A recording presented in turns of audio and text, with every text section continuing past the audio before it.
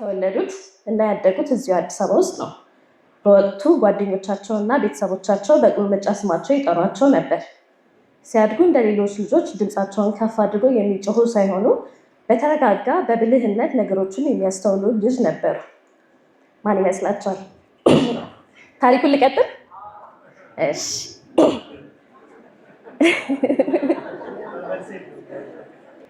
እሺ። እግር ኳስ መጫወት በጣም ይወዱ ነበር። ነገር ግን አብረው የተጫወቱ ጓደኞቻቸው እንደሚመሰክሩት የእርሳቸው ትልቅ ችሎታ የእግር ኳስ ክህሎት ሳይሆን የልባቸው ቅንነት ነበር። ገና በልጅነታቸው አንዲት እርሳስ እንኳን ብትኖራቸው ለጓደኞቻቸው አካፍለው የሚሰጡ ሩህሩህ ነበሩ። ይህ የመስጠትና የመርዳት ተሰጥኦአቸው አንድ ጊዜ ብቻ ተፈተነ። እግር ኳስ ሲጫወቱ እጃቸው በተሰበረ ጊዜ ያ የልጅነት ህመምና የመዳን ሂደት ከሕክምናው እንዲሸሹ አላደረጋቸውም። ይልቁኑ ወደፊት ታካሚዎቻቸውን የሚሰማቸውን ህመም በራሳቸው አካል እንዲረዱ አስችሏቸዋል። አሁንስ? እሺ፣ እንቀጥላለን።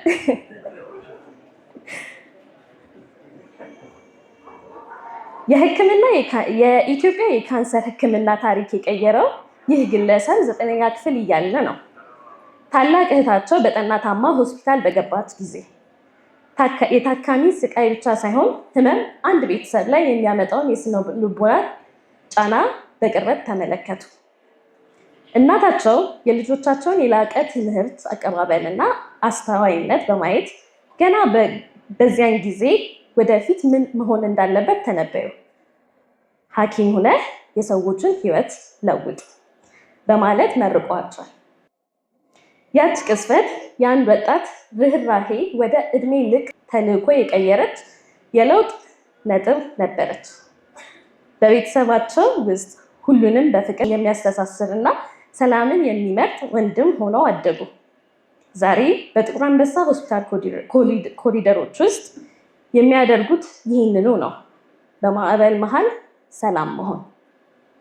አሁንስ? ቆይ ልቀጥል። የሕክምና ጉዟቸው ከጅማ ዩኒቨርሲቲ ተነስቶ 300,000 ማይልስ በማቋረጥ እስከ ደቡብ አፍሪካ ተጉዟል። እዚያም በራዲዮቴራፒ ኦንኮሎጂ የፌሎሺፕ በማዕረግ ተመርቀው ተመለሱ። ወደ ሀገራቸው ሲመለሱ ግን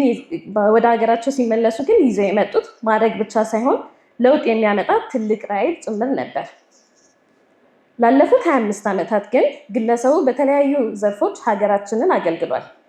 በጥቁር አንበሳ ሆስፒታል ተባባሪ ፕሮፌሰር በመሆን ተማሪዎችን የሚያስተምሩ ሲሆን የካንሰር መዝገብ ካንሰር ሬጅስትሪ በማቋቋም የሀገሪቱን የካንሰር ስርጭት የሚያጠኑ ተመራማሪ ናቸው። አይ ቲንክ አሁን አውቃቸዋለሁ። ኦኬ።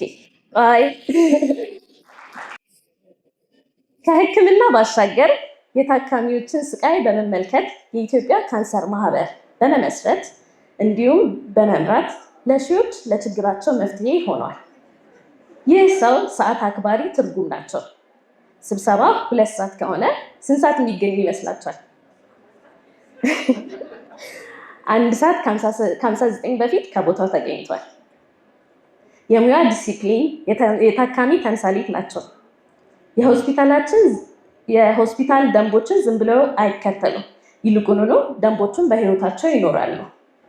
ከዚያ ጥልቅ የሙያ ዲሲፕሊን በስተጀርባ ግን አንድ የወርቅ ልብ አለ። ከበሽታ ምርመራ በስተጀርባ ያለውን የሚያዩ የሕክምና ጥበብ ባለቤት ናቸው። ሕክምና ላይም ሆነ ተማሪ ሲያስተምሩ ሁልጊዜ ትኩረት ታካሚ ላይ መሆኑን ያረጋግጣሉ። እሳቸው የኢትዮጵያ ኦንኮሎጂ ፋና ወጊ፣ የኢትዮጵያ ካንሰር ማህበር መሪ፣ የላንሴት ሄልት ሰርቪስስ ባለድርሻ እንዲሁም ከሁሉም በላይ ሐኪም የሚለውን ስም ትክክለኛ መገለጫ ናቸው። እሺ፣ አሁን እኚህ ሐኪም ማን ናቸው? ዶክተር ማቴዎስ እባክዎትን ወደ መድረክ። ይህንን ሽልማት የሚሰጡልን ፕሮፌሰር ብርሃኑ ነጋ ወደ መድረክ።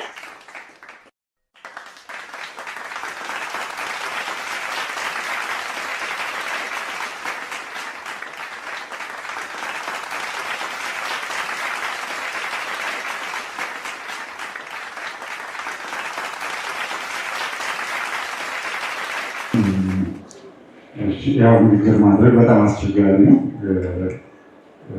እውነት ለመናገር ይሄ በፊቱም ያሰብኩት ነገር ነው እና አሁን መጨረሻ ላይ ነው ቤተሰቦችን ከፊት ለፊት ሳይ ተሸውጃለሁ።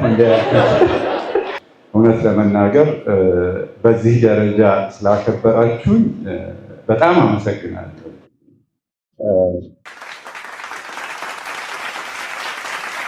እኔ ግን የተለየ ስራ እንደ ማንኛውም ሰው ለራሴ ስለሚያስደስተኝ ሕክምና ሙያ ላይ ሆኜ ለራሴ ነፃነት፣ ለራሴ ደስታ ለማግኘት ከምሰራው ስራ ውጭ በሕክምና ሙያ የተለየ ነገር አድርጊያለሁ ብዬ አልገምትም።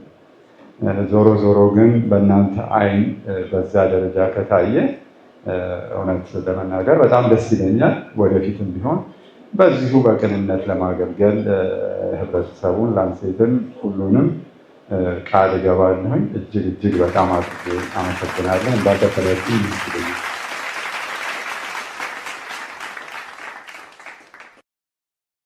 ላንሴት አጠቃላይ ሆስፒታል